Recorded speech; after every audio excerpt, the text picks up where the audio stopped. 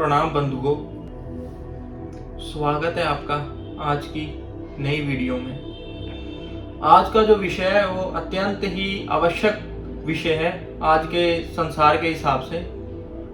वो विषय है बेऔलादपन, निसंतान होना। आज के जो युवक युवतियां हैं उनकी शादी होती है और बहुत से युवक युवतियां ऐसे हैं जिनकी संतान प्राप्ति नहीं हो पाती है।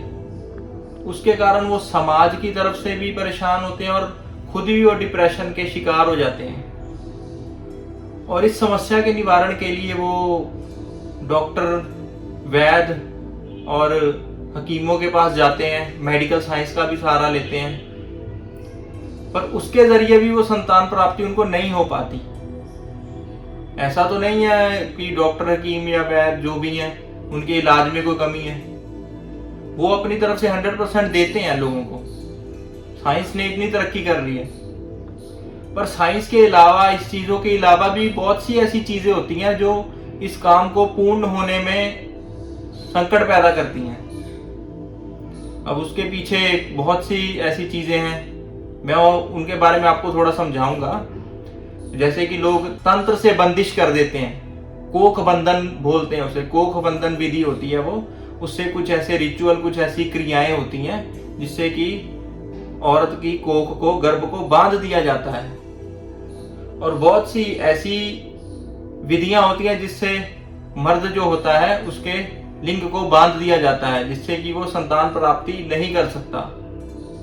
असल में दोनों का फिट और ठीक होना आवश्यक है संतान प्राप्ति के लिए। दोनों में से एक भी अनफिट होगा, ठीक नहीं होगा, तो ये संतान प्राप्ति की क्रिया पूर्ण नहीं हो पाएगी। तो उसके निवारण के लिए या तो कुछ घरेलू मैं आपको टोटके बताऊंगा, उससे भी आपकी मदद हो जाएगी। अगर उससे भी कार्य ना सिद्ध हो, उसके लिए भी कुछ आवश्यक विधियां होती हैं, वो भी बताई जाएंगी। क्योंकि कई बार बंदिश जो होती है, बंधन जो होता है, बहुत तकड़े लेवल पे किया होता है। ये आदमी का ऑरा जो एनर्जी लेवल होता है ना, वो इतना गिरा दिया जाता है तंत्र विधियों से, उसका ऑरा इतना डैमेज कर दिया जाता है कि वो संतान प्राप्ति कर ही नहीं पाता। उसके लिए फिर कुछ स्पेशल विधि हम बताते हैं, उनके लिए आप हमसे संपर्क कर सकते हैं। अगर आप कुछ घरेलू उपाय चाहते हैं तो उसके लिए आप क्या करें, एक नींबू ले लें और उस नींबू को मर्द और औरत दोनों क्या करें, अपने तकिए के नीचे रखें।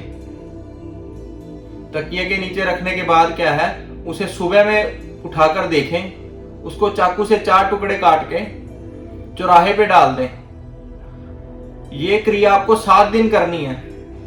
7 दिन के बाद जो है आपको अपना डॉक्टरी रिपोर्ट टेस्ट करा के ये देखना है भी आप कितने फिट हुए हैं। ये नींबू क्रिया होती है क्योंकि नींबू के अंदर एक कंपन होता है, वो आपकी बॉडी की नेगेटिव एनर्जी को खींचता है। अगर वो थोड़ी बहुत हल्की फुल्की क्रिया हुई, कुछ छोटे मोटे तांत्रिक की हुई या कोई छोटे मोटे चीज की हुई हो, तो वो उससे कट जाएगी। अगर उससे नहीं हो रही तो उसके बाद आपको क्या, 7 तरह का अनाज हो गए, बाजरा हो गया, 7 रंग की मिठाइयां होगी। इन चीज को लेकर के घर के जो पूजा स्थान होगा ना, वहां पे आपको रखना होगा। वहां रखने के बाद क्या है, उसको पूजा स्थान 3 दिन रखेंगे आप। 3 दिन पूजा स्थान के ऊपर रखेंगे तो जो पूजा का जो दीपक होगा वहां, उस दीपक के अंदर जो घी होगा या तेल उपयोग करते हो, उस घी को चीजों से मिला देंगे आप। और जो अगरबत्ती वहां सुलगती होगी, उसकी जो राख होगी उसको भी मिला देंगे। फिर उसको आप अपने तकिए के नीचे रखेंगे और उसको पक्षियों को डाल देंगे। ये क्रिया आप 7 दिन करेंगे तो उससे भी आपको अच्छे अनुभव मिलेंगे। जो मैंने आपको घरेलू विधियां बताई हैं, उनको करने के लिए आपको पूर्णतः सात्विकता धारण करनी होगी। और वो सात्विकता में आपको मदिरा यानी कि शराब, मीट, नॉन वेज जिसे बोलते हैं, अंडा, वो सब छोड़ने होंगे। अगर हो सके तो आप कच्चा लहसुन, प्याज का परहेज भी कर लें। उससे क्या, तामसिक जो शक्तियां हैं वो आपकी बॉडी से और नेगेटिविटी जो है वो दूर हो जाएगी। इसके अलावा अगर आपको कोई और जानकारी भी चाहिए हो तो आप कमेंट बॉक्स में जाकर अपना कमेंट छोड़ दें।